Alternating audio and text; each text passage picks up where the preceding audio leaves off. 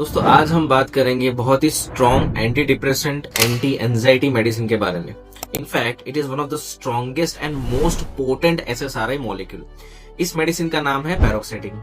हम जानेंगे पैरोक्सेटिन के uses, doses, side effects, history and precautions के बारे में। सो मेक श्योर कि इस वीडियो को आप एंड तक जरूर देखिए। मैं हूं साइकियाट्रिस्ट डॉक्टर प्रशांत गोहिल। अगर आप मुझसे कंसल्ट करना चाहते हैं तो कॉन्टेक्ट डिटेल्स आपको स्क्रीन पे मिल जाएंगे। 1980 से पहले डिप्रेशन और एंजाइटी को ठीक करना रिस्की होता था। हमारे पास टीसीए और माओ इनहिबिटर जैसे मेडिसिन के ऑप्शंस तो होते थे, लेकिन पेशेंट्स उन्हें टॉलरेट नहीं कर पाते थे बिकॉज उनके साइड इफेक्ट्स बहुत ज्यादा होते थे। तो साइंटिस्ट जो पहले ब्रेन के हर केमिकल पे फोकस कर रहे थे, उन्होंने अपना फोकस शिफ्ट किया सीरोटोनिन पे, बिकॉज तब तक पता चल गया था कि serotonin plays very important role in depression and anxiety. तभी डिस्कवरी हुई एसएसआरआई मेडिसिन की जो ब्रेन में सीरोटोनिन का लेवल बढ़ाती थी। एसएसआरआई मेडिसिन ब्रेन में सीरोटोनिन के यूटिलाइजेशन को ब्लॉक करके उसका लेवल बढ़ाती हैं, जिससे डिप्रेशन ठीक होता है। पैरोक्सेटिन को डिस्कवर किया गया था 1970s में by Ferrosan laboratories in Denmark. Researchers ढूंढ रहे थे एक ऐसी एंटी डिप्रेशन मेडिसिन जो स्ट्रॉन्ग हो, सीरोटोनिन को पोटेंटली ब्लॉक करे, और तभी पैरोक्सेटिन सामने आई। पैरोक्सेटिन एसएसआरआई ग्रुप की मेडिसिन है। ये सीरोटोनिन ट्रांसपोर्टर को स्ट्रांगली ब्लॉक करती है।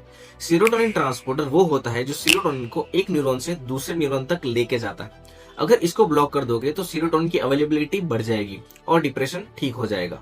Paroxetin's affinity towards this transporter is one of the strongest as compared to other SSRI molecules.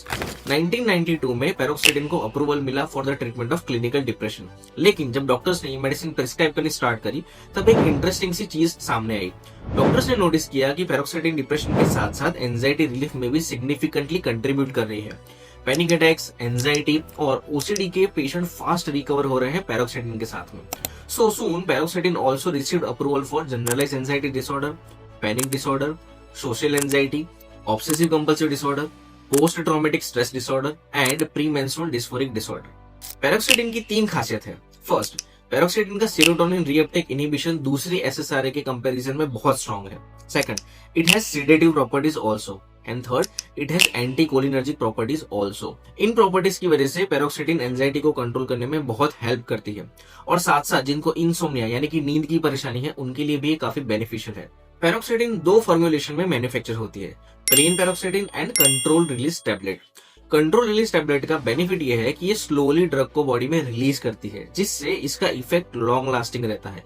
Plane paroxetine is available in 10 milligram, 20 milligram, 30 milligram and 40 milligram doses.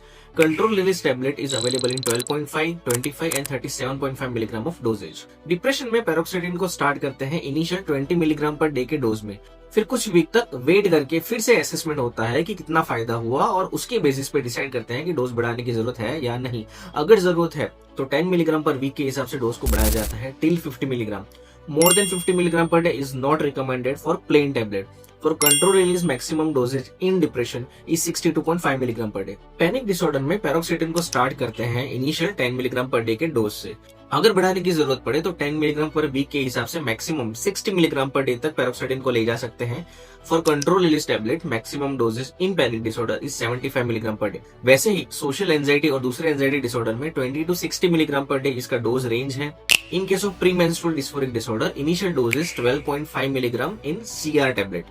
Once in the morning, ये daily भी ले सकते हो, या फिर menstrual cycle का जो luteal phase है उस दौरान ये दे सकते हैं। अगर साइड इफेक्ट्स के बारे में बात करें तो there are few side effects like sexual dysfunction, जैसे कि delayed ejaculation and erection issues in men, decrease desire और lack of orgasm in females, gastrointestinal side effects like भूख कम लगना, नोजिया, वॉमिटिंग, एंटीकोलिनर्जिक प्रॉपर्टीज की वजह से मुंह सूखना, पेशाब में जलन होना, कब्ज होना, आंखों में धुंधलापन आना, ये हो सकता है। मेडिसिन स्टार्ट करने के कुछ दिनों तक डे टाइम सेडेशन भी आपको प्रॉब्लम हो सकता है। अगर साइड इफेक्ट्स एक्सपीरियंस कर रहे हो तो वेट करिए for few weeks, automatically side effects कम हो जाएंगे और बंद हो जाएंगे। अगर नींद ज्यादा आ रही है तो टैबलेट को नाइट में शिफ्ट कर दीजिए। अगर ज्यादा हैवी लग रहा है तो डोज को हाफ करके देखिए। इसके side effects dose dependent and time dependent होते हैं, मतलब डोज बढ़ाओ तो बढ़ते हैं और टाइम के साथ साथ कम भी हो जाते हैं। अब थोड़े प्रिकॉशंस की भी बात कर लेते हैं जो हमें जानने चाहिए अगर आप पैरोक्सेटिन ले रहे हो तो अगर आपको किडनी की तकलीफ है और पैरोक्सेटिन स्टार्ट करना चाहते हो तो लो डोज में स्टार्ट कर सकते हैं, starting with 10 milligram per day. Same goes with liver disorder also, start with low dose of 10 milligram per day. Cardiac issues अगर है तो आपको डरने की जरूरत नहीं है। Paroxetine is considered safe in cardiac impairment. जो एल्डरली पॉपुलेशन है उन्हें भी पैरोक्सेटिन लो डोज से स्टार्ट करनी चाहिए और उन्हें maximum dose 40 milligram per day तक ही देना चाहिए। बच्चों में इसको सावधानी से यूज करना चाहिए। वैसे तो कोई प्रूवन एफिकेसी नहीं है, लेकिन फिर भी ओसीडी और सोशल फोबिया में ये हेल्पफुल हो सकती है in children. Paroxetine is not considered safe in pregnancy and lactation. तो अगर आप ले रहे हो तो साइकियाट्रिस्ट को जरूर कंसल्ट करिए। So that's it about paroxetine. If you have any question, drop it in comment section. अब डिप्रेशन की पावरफुल मेडिसिन सर्ट्रालिन के बारे में जानने के लिए इस वीडियो पे क्लिक करिए। हम मिलते हैं अगले वीडियो में, तब तक के लिए take care of your mental health.